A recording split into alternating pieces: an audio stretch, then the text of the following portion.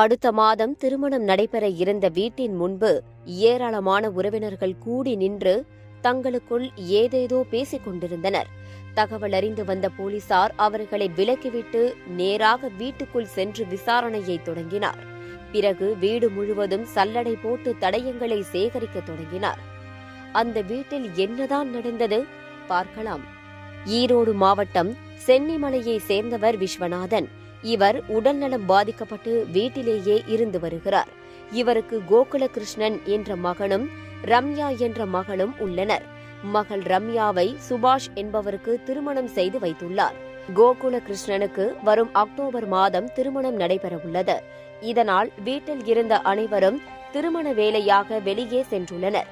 அப்போது விஸ்வநாதனின் மகள் ரம்யா தந்தையை பார்த்து கொள்ள வீட்டிற்கு வந்துள்ளார். அப்போதுதான் அந்த சம்பவமும் அரங்கேறியுள்ளது.